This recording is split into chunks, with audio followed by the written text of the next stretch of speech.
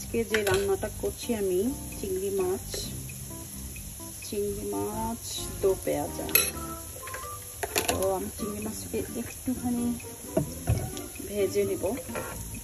তো এখানে আমি হলুদ, লবণ আর একটুখানি পেপরিকা, যেটা ঝাল নেই, রং ভালো হবে, সেটাই আমি করছি। এখানে একটু গার্লিক, একটু পেপরিকা দিয়ে একটু ভেজে নিলাম যেন চিংড়ি মাছের রংটা ভালো আসে। তো আসলে চিংড়ি মাছটা খুব বেশিক্ষণ রান্না করতে হয় না, 6 থেকে 7 মিনিট। এর বেশি রান্না করলে শক্ত হয়ে যায়, খুব তাড়াতাড়ি ঝটপট রান্না হয়ে যায় চিংড়ি মাছটা। তো আমি একটু ভেজে নিই। তো আমার সেটা একটু ফ্রাই করে নেওয়া হয়ে গেছে, আমি একটু তুলে নিই। তারপরে পেঁয়াজটা, গার্লিকটা একটু ফ্রাই হয়ে গেছে, ওখান থেকে একটু সুন্দর ফ্লেভার বের হয়েছে। এখন আমি পেঁয়াজটা দিয়ে দিই। পেঁয়াজটা একটু ভাজা হয়ে গেছে, এখন দিয়ে দিলাম টমেটোটা একটু ফ্রাই হয়ে গেলে পরে আমি ক্রিমটা অ্যাড করে দেবো। টমেটোটা এখানে ফ্রাই হচ্ছে, তো আমি একটুখানি লবণ দিয়ে দিই। লবণ খুব একটা বেশি দিব না, চিংড়ি মাছে লবণ দেওয়া হয়েছে, তো অল্প একটু দিয়ে দিলাম।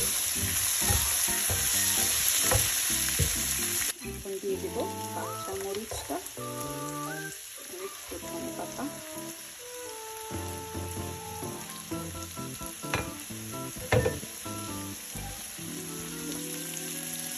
একটু 30-40 সেকেন্ড ধনে পাতাটা একটু ফ্রাই করে নিয়ে ক্রিমটা অ্যাড করে দেবো। ক্রিমটা তো 80% কুক করা হয়ে গেছে, আর একটুখানি 20% করলেই হয়ে যাবে।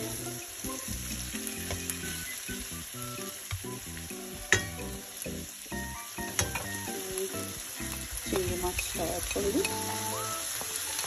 একটু ফ্রাই করে রেখে দেওয়া হয়েছিল, একটু আর একটুখানি করলেই হয়ে যাবে।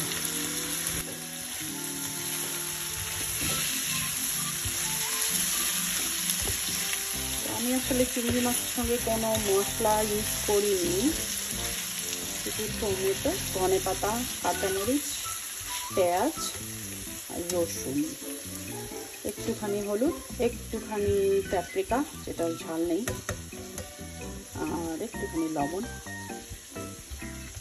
হলুদ, একটু পেপরিকা, আর কিছু না। সরিষার তেলে রান্না করলাম। ঠিক আছে, আশা করি ভালোই হবে। তো লবণটা দেখে দেখা যাক। সব ঠিক আছে। টমেটো দেওয়াতে একটু টকটক হয়েছে চিংড়ি মাছের দো পেঁয়াজা। আসলে আমি তো রান্নার কোনো এক্সপার্ট না, রান্না করতে করতে রান্না ভালো লাগে দেখে করি। যে রান্নাগুলো ভালো লাগে সেইগুলো শেয়ার করতে চাই, যেগুলো পারি। ভালো লাগে রান্না করতে, আশা করি ভালো লাগবে।